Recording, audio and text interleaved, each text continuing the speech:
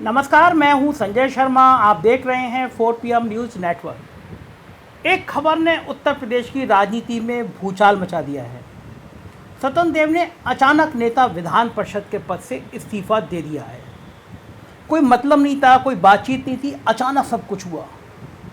बिहार के झटके के बाद उत्तर प्रदेश में भी कुछ झटके महसूस किए जा रहे हैं भारतीय जनता पार्टी में। सब कुछ ठीक नहीं चल रहा। मैं पहले भी कह चुका हूँ, दिल्ली और लखनऊ के बीच में एक गैप लगातार बना हुआ है। और जो बात मैं कह रहा हूँ, ये आपको कोई सी टीवी चैनल को कहने की हिम्मत नहीं है। पता सबको है कि लखनऊ और दिल्ली में नहीं पट रही है, कुछ राजनीतिक शतरंज बिछाई जा रही हैं। सब चैनल को पता है, सब अखबार को पता है। किसी चैनल की हिम्मत नहीं है जो मैं बोल रहा हूँ, जो लाइन मैं बोल रहा हूँ कि दिल्ली और लखनऊ के बीच में दूरियाँ बढ़ रही हैं, वो कोई चैनल दिखा दे। किसी अखबार में हिम्मत नहीं है कि वो बात लिख दे। लेकिन हकीकत ये है कि दिल्ली और लखनऊ के बीच में दूरियां बढ़ रही हैं। योगी आदित्यनाथ का बढ़ता हुआ कद दिल्ली को अटक रहा है, अड़खड़ रहा है कहीं ना कहीं, और लग रहा है कहीं कुछ बड़ा गेम ना हो जाए। योगी आदित्यनाथ की घेराबंदी की तैयारियां चल रही हैं। भारतीय जनता पार्टी के किसी भी नेता से आप पूछिए, वो कहेगा स्वतंत्र देव पर हुआ हमला सीधा योगी आदित्यनाथ पर हुआ हमला है। मतलब स्वतंत्र देव योगी आदित्यनाथ की छाया बन गए थे योगी सरकार पार्ट 1 में। और बताया ये जाता है, जब कैबिनेट में मंत्रिमंडल का नाम तय हो रहे थे दिल्ली में कि कौन मंत्री क्या बनेगा, तो योगी आदित्यनाथ ने अगर किसी एक नाम पर सबसे ज़्यादा जिद जाहिर करी, वो स्वतंत्र देव का नाम था। और कहा भी इनको जल शक्ति मंत्रालय ही मिलेगा। महेंद्र सिंह को दिल्ली को हटाना था। महेंद्र सिंह योगी जी के बहुत करीबी आ गए थे और भ्रष्टाचार के बहुत गंभीर आरोप महेंद्र सिंह पर लग रहे थे। धीरे धीरे पड़ते खुल रही है कि महेंद्र सिंह ने एक करोड़ों का हेरा फेरी जल शक्ति मंत्रालय में करी, और अब दिल्ली कई अलग अलग एजेंसियों से इसकी जांच भी करवाने की तैयारी में है। महेंद्र सिंह चाहकर भी मंत्री नहीं बन पाए, और उसके बाद स्वतंत्र देव ने जल शक्ति मंत्रालय का काम संभाल लिया। जुलाई में उन्होंने अपना कार्यकाल पूरा हो गया था, तो बीजेपी के अध्यक्ष पद से इस्तीफा दे दिया। भारतीय जनता पार्टी में परंपरा भी है कि एक व्यक्ति एक पद पर रहेगा। एक कोर कमेटी होती है जो उसकी मीटिंग मुख्यमंत्री के यहाँ होती है, जिसमें संगठन के लोग रहते हैं, दोनों डिप्टी सीएम रहते हैं, नेता विधान परिषद सदन रहता है, और अध्यक्ष बीजेपी रहते हैं। योगी आदित्यनाथ चाहते थे कि हर हालत में स्वतंत्र देव भी उस मीटिंग में रहें। भारतीय जनता पार्टी के प्रदेश अध्यक्ष से उन्होंने इस्तीफा दे दिया था, तो लिहाजा वो कोर कमेटी की मीटिंग में नहीं रह सकते थे। इस नाते से योगी आदित्यनाथ ने उनको नेता विधान परिषद बनाया। तब भी चर्चा हुई कि केशव मौर्य डिप्टी सीएम हैं, वो उस हाउस में रहेंगे, विधान परिषद में रहेंगे, और स्वतंत्र देव उसमें नेता सदन रहेंगे। मतलब एक डिप्टी सीएम का बॉस एक कैबिनेट मिनिस्टर होगा। लेकिन ऐसी चर्चाएं कुछ भी चलती रहें, योगी जी जो चाहते हैं वो कराते हैं, वो मानते हैं, अपनी जिद करते हैं, और उन्होंने स्वतंत्र देव को बनवा दिया। बिहार में अभी सत्ता परिवर्तन के 24 घंटे रहे हुए थे कि उत्तर प्रदेश में भी गंगा उल्टी बहने लगी। बीजेपी के एक बड़े नेता ने मुझसे कहा कि भाई साहब, मानसून पहले बिहार में आता है, फिर बरसात यूपी में होती है। तो बात हंसी में थी, लेकिन जैसे ही ये खबर वायरल हुई, मैंने ट्वीट की कि स्वतंत्र देव ने विधान परिषद नेता के पद से इस्तीफा दे दिया, तो मेरे पास कम से कम 1 दर्जन लोगों के फ़ोन आए। और मज़े की बात यह है कि उसमें अधिकांश बीजेपी के विधायक थे और एक मंत्री भी थे। तो बीजेपी सरकार में मिनिस्टर मुझसे पूछ रहे थे कि आखिर स्वतंत्र देव ने इस्तीफा क्यों दिया। मैं कहा विधायक जी, मंत्री जी, सरकार आपकी है, मुझसे ज़्यादा आपको जानकारी होना चाहिए कि उन स्वतंत्र देव ने इस्तीफ़ा क्यों दिया। बोले भाई साहब, जानते हो आजकल यहाँ कुछ पता नहीं चलता, कब क्या हो रहा है ये कोई नहीं जान सकता। दरअसल योगी सरकार पार्ट 2 में बहुत सफाई के साथ योगी आदित्यनाथ की घेराबंदी की जा रही है।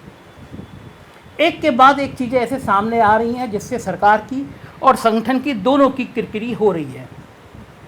योगी सरकार पार्ट 1 में सरकार ईमानदारी की बात करती थी, लेकिन पार्ट 2 में लगातार एक के बाद एक विभागों में तबादलों के नाम पर भ्रष्टाचार का खेल जारी है। जितेंद्र प्रसाद का ही मैं उदाहरण दे लूँ, पीडब्ल्यूडी विभाग मंत्रालय में जितेंद्र प्रसाद ने करोड़ों का गोलमाल केवल तबादला नीति में कर डाला। अपने ओएसडी को लेकर आए थे, जहाँ जहाँ दिल्ली में तैनात रहते हैं वहाँ ओएसडी रहता है। यहाँ पे आए, मुख्यमंत्री को पता चला, मुख्यमंत्री ने ओएसडी को तुरंत वापस किया, विजिलेंस जांच के भी आदेश कर दिए। ब्रजेश पाठक अपने अपर मुख्य सचिव पर हमलावर हैं, लगातार कह रहे हैं स्वास्थ्य विभाग में लंबा खेल हुआ, लेकिन चाहकर भी अपने अपर मुख्य सचिव को हटवा नहीं पा रहे हैं, क्योंकि योगी आदित्यनाथ को भी ये पसंद नहीं आ रहा कि वो अस्पताल घूम घूम कर योगी सरकार पार्ट 1 की हकीकत खोल रहे हैं और साबित कर रहे हैं कि योगी सरकार पार्ट 1 में हेल्थ मिनिस्टर कुछ कर नहीं रहे थे। जाहिर है ये सारी चीज़ें इस बात की एक तरफ इंगित करती हैं कि लखनऊ और दिल्ली के बीच में एक लाइन बनी हुई है, लाइन दूरी बढ़ती चली जा रही है। स्वतंत्र देव अब केवल कैबिनेट मिनिस्टर रहेंगे, जल शक्ति मंत्री रहेंगे और सबसे बड़ी बात खबर ये आ रही है कि केशव मौर्य को उनकी जगह नेता विधान परिषद बनाया गया है। केशव मौर्य और योगी आदित्यनाथ के संबंध बहुत खराब ही कहे माने जाते हैं। ऐसी सामान्य बीजेपी के कार्यकर्ताओं के बीच में भी चर्चा रहती है। योगी सरकार पार्ट 1 जब खत्म होने को था तो योगी आदित्यनाथ जी को केशव जी के घर जाना पड़ा, क्योंकि बीजेपी के अंदर लड़ाइयाँ इतनी बढ़ गई थी। संघ बीच में पड़ा था और संघ ने कहा था कि अगर आपको दोबारा सीएम का पद का चेहरा चाहिए तो केशव जी को मैनेज करना होगा। अब चर्चा आ रही है कि स्वतंत्र देव की जगह केशव मौर्य को बनाया गया है नेता विधान परिषद। बीजेपी को अपना अध्यक्ष नहीं मिल पा रहा, महीनों हो गए हैं। इस बात को भी लेकर बीजेपी के अंदर बड़ी उठापटक है और बिहार के घटनाक्रम के बाद योगी समर्थक कह रहे हैं कि इस घटनाक्रम से योगी आदित्यनाथ को और ताकत मिली है, क्योंकि पहली बार दिल्ली बिहार में फेल हुआ है। तो लोग मान रहे हैं अगर दिल्ली कमज़ोर होगा तो यूपी मजबूत होगा और यूपी कमज़ोर होगा तो दिल्ली को बल मिलेगा।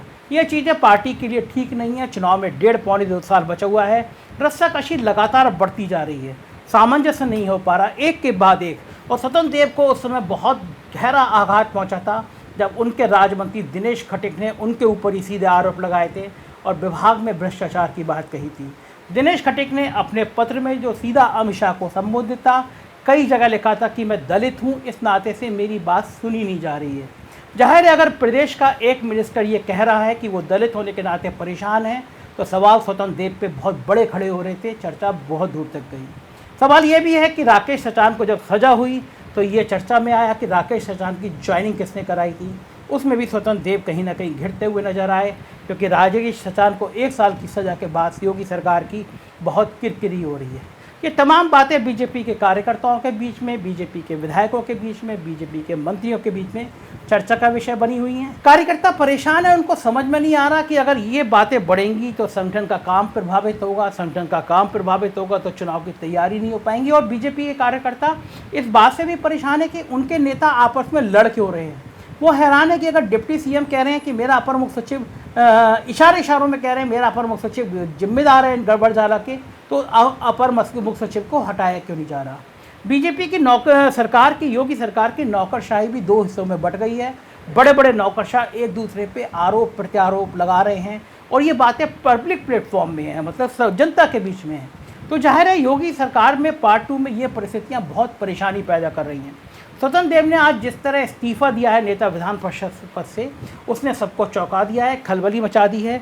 बीजेपी के अंदर ये शीत युद्ध खत्म होगा या तेज होगा, क्या दिल्ली और लखनऊ के बीच में, दिल्ली और यूपी के बीच में कोई रास्ता निकलेगा या नहीं निकलेगा, ये केवल और केवल 4 PM बता पाएगा। मैं फिर कहूँगा, किसी चैनल और किसी अखबार की हिम्मत नहीं है जो ये कह दें कि दिल्ली और लखनऊ के बीच में सब कुछ सही नहीं चल रहा, क्योंकि सच सुनना है तो सिर्फ 4 PM को सुनिए। दोस्तों से कहिए सब्सक्राइब करें, यही चैनल है जो डंके की चोट पर सच बोलता है। Thank you.